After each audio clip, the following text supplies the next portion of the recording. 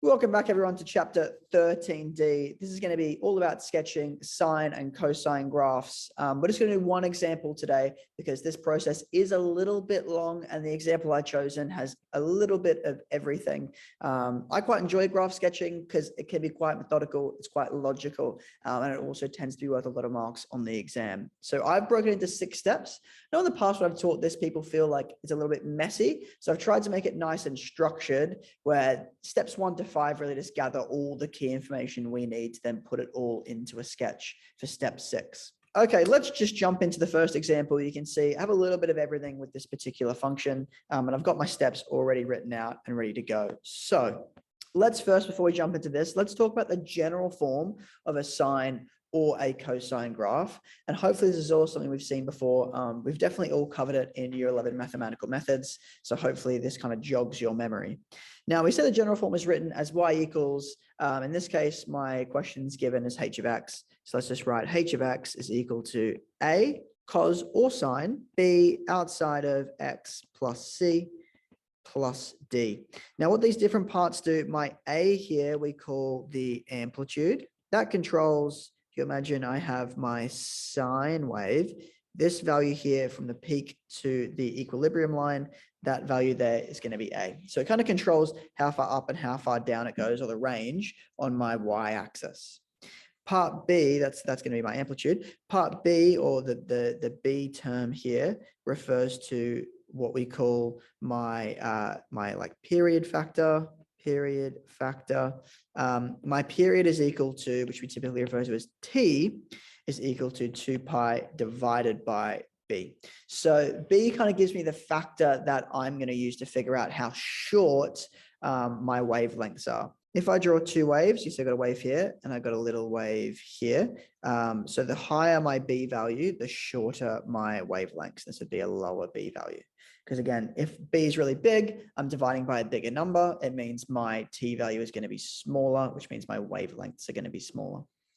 If I look at part C here, or my C term, this is going to be the phase shift, which simply just shifts it left to right. And again, any number in brackets tends to move it the opposite way you think. So if it's a minus, it's going to move it towards the right. If it's a plus, it's going to move it towards the left. The final thing, this little d term, this is going to be the vertical shift. I'm almost running out of colors. Let's just do blue. So this is going to be given as my vertical shift, simply just up or down. So it's going to go up or down.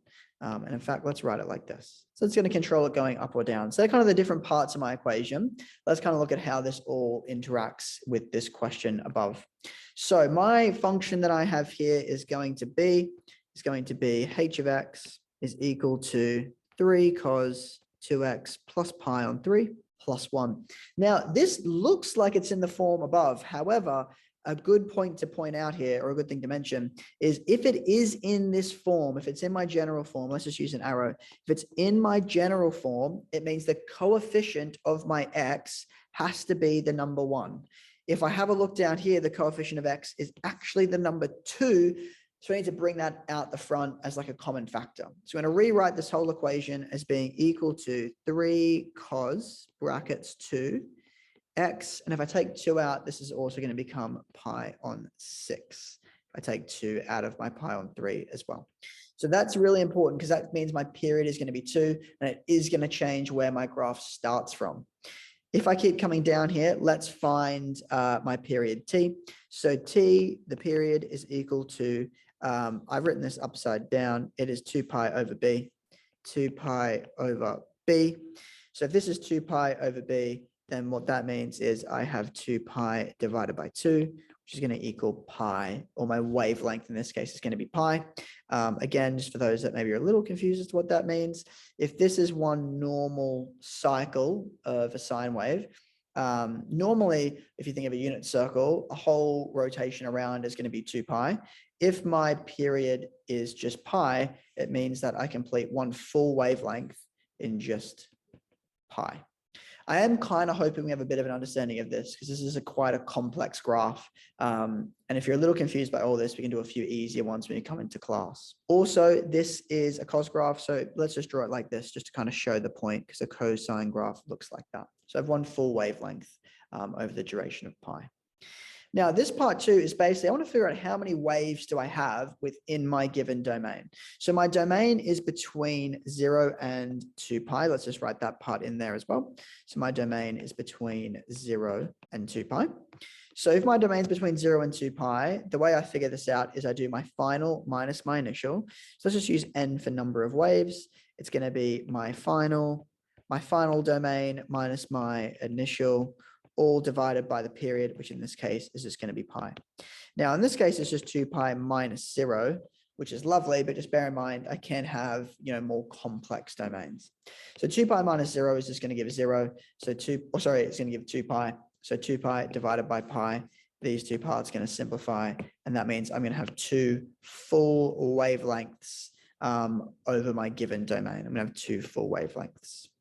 Step 3 is to identify my key intervals. I've always called them key intervals. However, they do have another name. You may have called it this in methods, critical points. Identify my critical points. So to identify my critical points, if we think of a graph, if we think of a sine or a cosine graph, let's just do a sine graph because I think it illustrates the point a little bit better. Let's just do cos because we're graphing cos. If I think of a cos graph, something like this, there are 4 critical points besides the start point. So I have where it begins, which is just going to be here at 0. After I come out from where it begins, I have the point where it cuts my equilibrium, the trough where it cuts my equilibrium, when I'm back to the original. So there's kind of 4 key points. So there's kind of 4 orange dots there, which means if I take my period and divide by 4, I get the intervals my critical points are occurring at. So if I do this, my critical points, just call these CP, is going to equal pi over 4 because my period is just pi, which means if I had just a normal graph, it would be 0. This would be pi over 4. This would be pi over 2. This would be 3 pi over 4. And this would be pi, which makes sense because my period is pi. So I should complete one full wavelength within pi. Now, just note, this picture I've drawn here is not the actual graph that we're drawing. I'm just trying to explain a little bit about what these ideas are so we can apply them to a range of different graphs. So if we come down here to part 4, this is identifying where my graph begins. And this time there's a little bit of a twist. So to identify where my graph begins, let me just rewrite my equation. That way it's all a little bit more together. That's going to be 3 cos. So that's my graph. To identify where my graph starts, I simply look at my phase shift value here. Now my phase shift is pi on 6, which means the graph begins, let's just write this in purple. It's going to start at negative pi on 6. And what I mean by it's going to start at that point is if I have axes like so, I'm used to drawing cosine as a graph like this. That means I've taken this whole graph and I've shifted it back that way by pi on 6, which means this pattern, whilst it stays the same, it now looks something like this beginning at negative pi on 6. However, like I said, this is quite a complex graph. So there's a little bit more going on. If I consider my domain that I have here, well, my domain is between 0 and 2 pi. In other words, this negative pi on 6 is outside of my domain. This is outside the domain, which means I actually have a different start point. My graph is going to start at 0, and this now is going to be a point that I have to find. I have to figure out what my y coordinate is going to be at 0. So we can kind of do this now, or we could kind of draw a picture and then you could put it in at the very end. I think, because I know I'm going to have to do it anyway, I like to kind of do this process now. So let's get rid of this graph and now let's solve for the equation of h of 0, because it's going to cut my y-axis when x is 0, or I can just read from my domain. I'm told that, hey, 0 is my start point, so I'm going to sub 0 into my equation. That gives 3 cos 2 outside of 0 plus pi on 6 plus 1. That's going to become 3 cos of pi on 3 because 2 times pi on 6 becomes 2 over 6, which simplifies to pi over 3 plus 1. Now, I know my exact values. So pi over 3 is root, oh no, it's not. Pi over 3 is 60. That's going to be 1/2. This is going to become 3 over 2 plus 1, 5 over 2. So the start point on my graph is actually going to be at 5 over 2 on the y-axis. Again, we're just finding points. We'll put this all together at the very end. I have one last step. The final step is to consider my amplitude, which is just going to be my A value. In this case, it's 3. By far the easiest step of the whole process. Just a few key things to note. The order of these 5 steps can be any order you'd like. All I'm doing here is just trying to have a methodical way of trying to collect information, which is really useful for hard or challenging graphs like this one. Okay, so let's now put all this information onto a graph. So I know my start point should be negative pi on 6. However, that is not part of my domain. One thing I haven't spoken about is this vertical phase shift part here. Let's just draw a broken line here at what should be around about 1. Now, I also know the amplitude is 3. So if this point here is 1, it means my peak is going to be somewhere up here at 4. If I go 1 minus 3, it's going to be down here at -2. So that's kind of where my waves should cycle between. And just bear in mind, the start point is negative pi on 6, which means my wave should look something like that. However, it's a dotted line because that's not part of my actual graph, because that is not inside my domain. So if I put a little point here, let's just use orange. This is where my graph is actually going to start from. That's the point I found up here, which is when when x is 0, which is 5 on 2. If I now go ahead and I draw 2 waves, I come all the way down, I come back up, I come all the way down, I come back up, and I come down here to the exact same point at the other end. It's not quite exact, but it's pretty close. They should be perfectly in line. There's my 2 wave cycles. Okay, now I'm going to put in my critical points.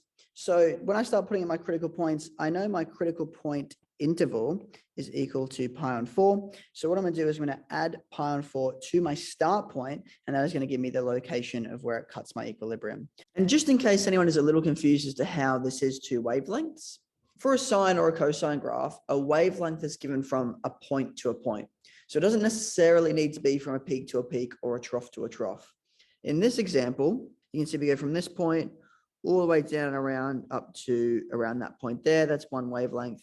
And the second wavelength is going to be like so. So it's just the time it takes to get back to the original point. You can see I have my 2 wavelengths there. Okay, so now I want to find the location of my critical points. To do that, I have my critical point interval, which I found before, which is equal to pi on 4. I'm going to add that pi on 4 to where my graph starts from. The reason I add it to where my graph starts from is because this will be one of my critical points as well. It's either going to be the peak or a trough or the equilibrium line, depending on which function it is.